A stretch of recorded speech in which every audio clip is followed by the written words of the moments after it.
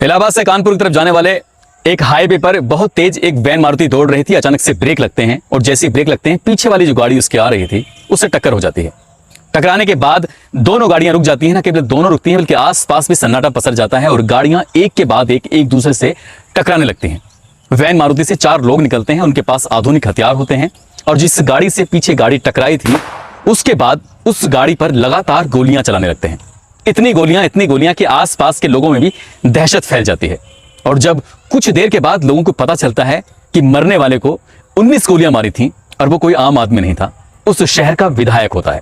तब क्या था, पूरे शहर में हड़कंप मच जाता है, आगजनी हो जाती है, लोग एक दूसरे के खून के प्यासे हो जाते हैं। और इस बात को आज लगभग 18 साल का समय बीत जाता है।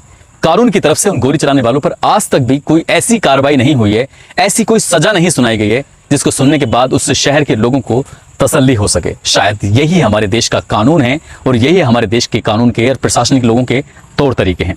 इस कहानी को सुनने के बाद आपको गुस्सा भी आएगा और आपको लगेगा कि कुछ अच्छा भी हुआ है।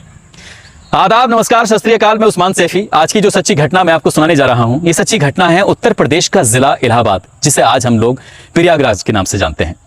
प्रयागराज के एक हॉस्पिटल के अंदर एक खूबसूरत सी लड़की झाड़ू पोंछे का काम कर रही थी। तभी एक व्यक्ति कुछ अपने साथियों के साथ उस हॉस्पिटल में मरीजों से मिलने के लिए आता है। और जैसे वो मरीजों से मिलने के लिए आ रहा था, पोंछा लग रहा था और पोंछा लगते लगते वो उस लड़की को सॉरी बोलता है। कहता है कि गलती हो गई, हमें अभी सॉरी, आपने पोंछा लगाया है, हमें इसमें नहीं आना चाहिए था। लड़की की नजर उस लड़के की तरफ जब जाती है तो वो लड़का उससे एकदम प्यार कर बैठता है। दोनों आंखों ही आंखों में एक दूसरे को इजहार कर बैठते हैं। लेकिन लड़का जब कुछ अपने मरीजों को देखकर वापस आता है तब उस लड़की से कहता है कि मुझे तुमसे प्यार हो गया है, मैं तुमसे शादी करना चाहता हूं, लेकिन मिलूंगा कुछ वक्त के बाद। दरअसल यहीं से उसने तय कर लिया था कि अब कुछ बड़ा करना है। दरअसल उस लड़के के बारे में अगर मैं बात करूं तो उस लड़के का नाम है राजूपाल। इलाहाबाद का एक गांव लगता है नीमा, वहां का रहने वाला था। 8वीं तक पढ़ा लिखा था, क्योंकि पढ़ने लिखने में उसका ज्यादा मन नहीं होता था। कहीं बुरा देखा तो उस पर विरोध करना शुरू कर दिया और कभी कुछ गलत देखा तो उस पर भी विरोध करना शुरू कर दिया। 1992 में पहली बार उसने झगड़ा किया तो उस पर मुकदमा भी दर्ज हो गया। यहां से मुकदमों की उसके ऊपर शुरुआत हो जाती है और एक के बाद एक मुकदमे उस पर लगने लगते हैं। शहर का एक बहुत बड़ा नाम होता है, बाहुबली, गुंडा, माफिया, उसे क्या कहें, अतीक अहमद, जिस पर न जाने कितने मुकदमे दर्ज भी होते हैं। उसके गुर्गे यदि उस लड़के के सामने पड़ जाया करते थे तो वो लड़का इस बात का बिल्कुल भी खौफ नहीं खाता था, डरता नहीं था, जबकि पूरा शहर उस अतीक नाम के व्यक्ति से बहुत ज्यादा डरते थे। वो जब भी मौका मिलता था, लगता था कि ये अतीक के लोग हैं और किसी को परेशान कर रहे हैं, तो वो लड़का जिसका नाम राजूपाल होता है वो विरोध भी करता है, उनको मारता पीटता भी है। बात अतीक अहमद तक भी पहुंचती थी, लेकिन अतीक अहमद ने कभी भी उस लड़के को कभी बहुत ज्यादा ऐसा नहीं लिया, हल्के में ले लिया और कहा ठीक है जाने दो। और वक्त आगे बढ़ता चला जाता है। अतीक अहमद विधायक लगातार बनता चला जाता है, लेकिन उसकी किस्मत बदलने वाली थी। समाजवादी पार्टी उसको फूलपुर लोकसभा सीट से टिकट दे देती है और वो चुनाव लड़ लेता है और चुनाव लड़ते ही वो जीत जाता है। यानी कि पहली बार वो सांसद बना था। लेकिन इस शहर यानी कि इलाहाबाद शहर की पश्चिम विधानसभा सीट से वो कभी विधायक हुआ करता था। वो सोच रहा है कि सांसद की सीट तो अब उसकी मुट्ठी में है, तो क्यों ना ये पश्चिम विधानसभा की सीट भी उसकी मुट्ठी में हो। तो इसके लिए उसने अपने ही परिवार के, अपने ही घर के सदस्यों के साथ बैठकर तय किया कि किसी को चुनाव लड़वाना है। और नाम तय होता है उसी के सगे भाई का, अशरफ का। अशरफ को मौका मिलता है चुनाव लड़ने का अक्टूबर 2004 को। जैसे ही समाजवादी पार्टी उसको टिकट देती है, वो विधानसभा के उपचुनाव में, क्योंकि पहले यहां पर अतीक अहमद विधायक हुआ करते थे, वो सांसद बन जाते हैं। सीट खाली होते ही चुनाव उपचुनाव में बदल जाता है। उपचुनाव में अपने भाई को वो टिकट दिलवाता है, अशरफ को, और अशरफ टिकट लेता है। लेकिन पता चलता है कि बसपा यानी कि बहुजन समाजवादी पार्टी की मुखिया मायावती इस लड़के राजूपाल को टिकट दे देती हैं कि तुम्हें यहां से चुनाव लड़ना है। अब यहां से राजूपाल की जिंदगी में कुछ बदलाव आने वाला था। इस पश्चिम की सीट पर हमेशा से ही अतीक अहमद का कब्जा रहा था। और अक्टूबर 2004 को जैसे ही इलेक्शन होता है तो लोगों में खुशियों की लहर दौड़ जाती है, क्योंकि ये लड़का अब वो कोई आम लड़का नहीं बचा था, वो बन जाता है इस पश्चिम विधानसभा सीट का विधायक। और जैसे वो विधायक बनता है तो ये बात कहीं ना कहीं अतीक अहमद को इतनी ज्यादा खराब लगती है, उसको लगता है कि उसकी जो एक प्रतिष्ठा थी, उसकी एक जो ताकत थी, वो कहीं ना कहीं खत्म हो गई है। अब कोई भी आदमी अतीक अहमद के पास जाता है, जाके कहता है कि अतीक अहमद साहब, आपका तो जो एक वर्चस्व था लगातार कम हो रहा है। 1 दिन होता है, 2 दिन होता है, अक्टूबर की बात थी और अक्टूबर में ही इसको लोग रोज जब टोकते थे तब कहीं गुस्सा आता है। और गुस्सा आने के बाद 21 नवंबर 2004 को इस विधायक पर पहला हमला होता है। पहली गोलियां चलती हैं, बम मारा जाता है, लेकिन ये डरता नहीं है। और उसके बाद ये जो अपना काम होता है, अपने काम को बड़ी खूबसूरती से बस ये करे चले जा रहा था। 6-7 दिन के बाद यानी कि 28 नवंबर 2004 को फिर एक और हमला होता है, लेकिन इस हमले में उसका जो गनर होता है, सिक्योरिटी गार्ड होता है, उनको गोली लग जाती है, लेकिन ये बच जाते हैं। इसके बावजूद भी वो घबराता नहीं है, डरता नहीं है, और वो खुलेआम ऐसे ही घूमता था, जनता के बीच में रहता था, क्योंकि वो पहले से ही एक दबंगी प्रवृत्ति का रहा है। उस पर भी 25 मुकदमे होते हैं, जिसमें 2 हत्या के मुकदमे थे, हत्या के प्रयास के, लड़ाई झगड़े के, इस तरह के। लगभग राजूपाल पर भी इतने मुकदमे थे, वो भी बाहुबली होता है, घबराता नहीं है। इसी बीच में उसको याद आता है कि उसने किसी से वादा किया था हॉस्पिटल के अंदर झाड़ू पोछा करने वाली एक लड़की से, और 16 जनवरी 2005 को उस लड़की के पास जाता है, उससे कहता है कि मैं तुमसे शादी करना चाहता हूं। लड़की से धूमधाम से शादी होती है, पूरे शहर को इस बात की जानकारी हो जाती है, पूरा शहर खुश हो जाता है कि विधायक जी ने किसी लड़की से अपने विधायक बनने से पहले वादा किया था, और देखो उन्होंने वो पूरा भी कर दिया है। शादी हो जाती है, सब कुछ ठीक चल रहा था, लेकिन 25 जनवरी 2005 को वो दिन वाकई इसको शायद इतिहास के पन्नों में ऐसा दर्ज हो चुका है जिसको पूरा इलाहाबाद नहीं बल्कि पूरे उत्तर प्रदेश कभी भूला पाएगा। ये एक हॉस्पिटल होता है, स्वरूप रानी नेहरू हॉस्पिटल। वहां पर एक लड़के का पोस्टमार्टम चल रहा था, एक छात्र का, उसको किसी ने मार दिया था। तो वो जाता है, उस लड़के के परिवार वालों से मिलता है विधायक, और जाकर कहता है कि इसको किसी भी तरह की दिक्कत परेशानी होगी तो मैं साथ में खड़ा हूं।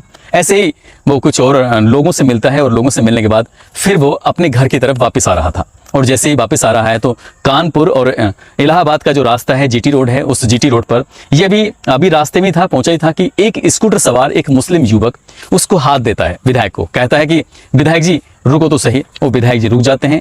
उस लड़के की बीवी साथ में होती है, रुखसाना। उस रुखसाना से वो बातचीत करता है, कहता है, क्योंकि वो उसका दोस्त होता है, रुखसाना को बिल्कुल अपने बगल में बैठाता है, अपने ड्राइवर से कहता है तुम पिछली वाली गाड़ी में बैठो जो स्कॉर्पियो आ रही है, और वो खुद ड्राइव करता है, अपने दोस्त की बीवी को बराबर में बैठाता है, और साथ में उसके जो बैठे होते हैं 2 और साथी बैठे होते हैं, जिसमें एक संदीप यादव होता है, दूसरा देवीलाल होता है। ये चारों लोग बैठे हुए आराम से चल रहे थे, जीटी रोड पर गाड़ी चल रही थी, और गाड़ी जैसे चल रही है तो ठीक ये सुलेम सराय जीटी रोड पर जो पड़ता है, अचानक से पीछे से एक वैन मारुति आती है, और वैन मारुति जैसी आती है तो इसके आगे गाड़ी लगाने के बाद तुरंत ब्रेक मार दिए जाते हैं। इससे पहले कि अपने आप को बचाने की कोशिश करते, जैसे स्टीयरिंग काटा गया, सामने एक लकड़ियों की शॉप थी, दुकान थी, बहुत सारी लकड़ियां उस पर रखी थी, गाड़ी उस पर जाकर टकरा जाती है। टकराने के बाद वो समझ पाते, इतने ही वैन मारुति से 4 लोग निकलते हैं, लगातार अंधाधुंध गोलियां चलने लगते हैं। इधर गोलियां चल रही हैं, उधर एक के बाद एक वाहन आपस में टकरा रहे थे।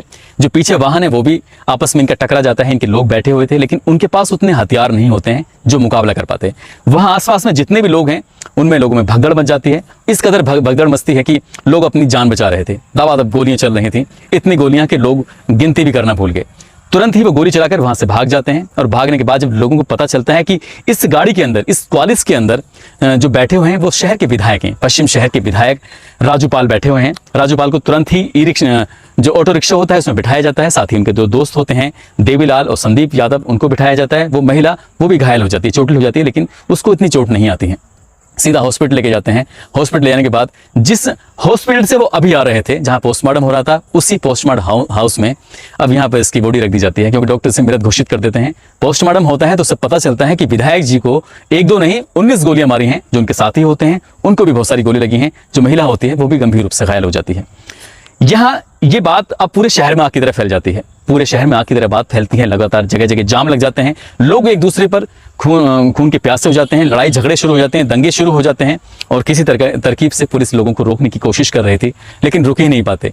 विधायक के समर्थक जो टुकड़ी होती है सीधा हॉस्पिटल पहुंचती है, और विधायक जी की जो डेड बॉडी थी इसको चुरा के ले आते हैं, वहां से उठा के ले आते हैं। पुलिस कुछ कर ही नहीं पाती। फिर हाईवे पे बॉडी रखी जाती है और हाईवे जाम कर दिया जाता है।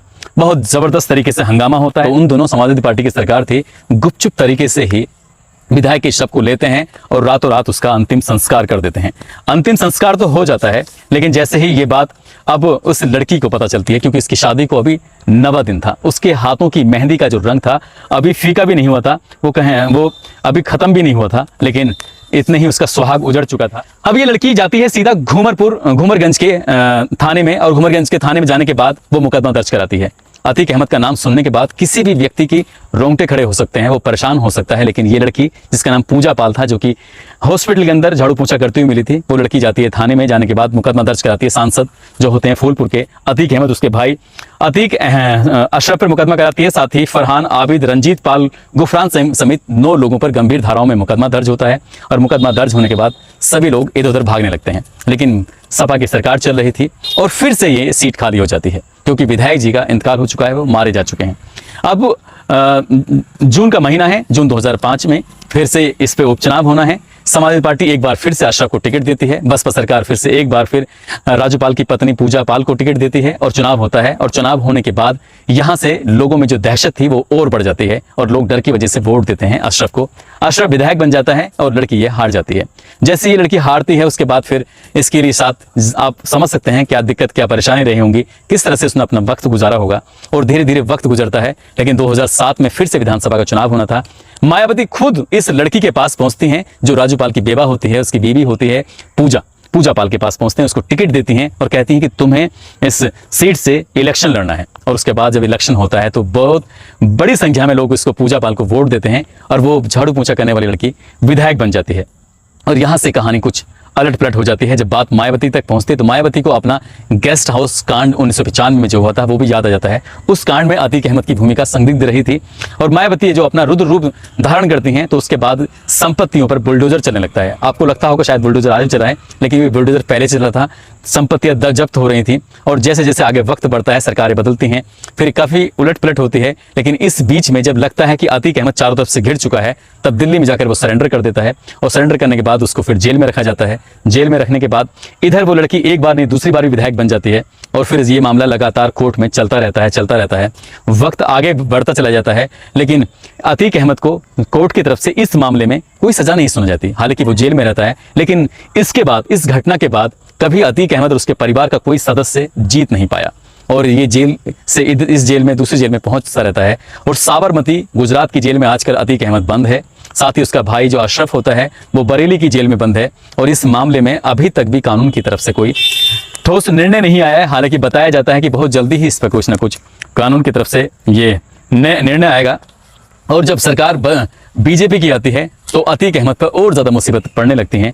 कुल मिलाकर बसपा सरकार से लेकर बीजेपी की सरकार तक लगभग 375 करोड़ रुपए की जो संपत्ति होती है, या तो उसे तोड़ा जाता है या उसे जब्त किया जाता है। और अतीक अहमद का जो वर्चस्व था उसको हमेशा हमेशा के लिए खत्म करने की प्रयास किए जा रहे हैं। और इसमें सबसे बड़ा रोल होता है पूजा पाल का, उस लड़की का, एक साधारण सी लड़की का। उसके पति ने उसने वादा किया था कि मैं जब तक जिंदा हूं तब तक इस अतीक अहमद को खत्म करके ही दम लूंगी। यानी कि उसको वो वैसे तो खत्म नहीं कर पाई, लेकिन उसने कानून के सहारे से उसको पूरा खत्म करने का फैसला लिया। यही कारण है कि 375 करोड़ रुपए की संपत्ति उसकी हमेशा हमेशा के लिए खत्म हो चुकी है। और प्रशासन का जो कानून का जो शिकंजा है, उसका जो पंजा है, पीला पंजा है, वो लगातार आज भी चल रहा है। दोस्तों, इस घटनाक्रम को सुनाने का उद्देश्य किसी को परेशान करना नहीं है, किसी का दिल दुखाना नहीं है, बल्कि आपको जागरूक करना है, आपको सचेत करना है। कुछ लोगों के नाम लेना चाहूंगा। आज ज्यादा लोगों के नाम नहीं ले पा रहा हूं क्योंकि पीछे अंधेरा हो चुका है, आप देख ही रहे होंगे। इसमें जीनू किचन है, कृष्णा राम घासवा से हैं, रोहित कुमार कुंदरकी से हैं, प्रयागराज से संदीप कुमार यादव हैं, राजू यादव विक्रमगंज बिहार से हैं, अरविंद कुमार गोंडा यूपी से हैं, यूनिस इदरीशी रायबरेली से, नितिन गेमिंग, आरजू बेगम बहराइच से हैं, रोकी सक्सेना, रोहित साहू इलाहाबाद से हैं, शहजाद अंसारी बहराइच से, अजय कुमार बिजनौर से, नाइमू अंसारी झारखंड से हैं, रामविलास धौलपुर राजस्थान से हैं, दिलीप चौरसिया समस्तीपुर बिहार से, मंगल लाठी राजस्थान से, बिट्टू कुमार बलिया से हैं। दोस्तों, इस पूरे घटनाक्रम को सुनाने का उद्देश्य किसी को परेशान करना नहीं है, किसी का दिल दुखाना नहीं है, बल्कि आपको जागरूक करना है, आपको सचेत करना है। आप जहां भी रहें अपना ख्याल रखें, सुरक्षित रहें। जय हिंद, जय भारत।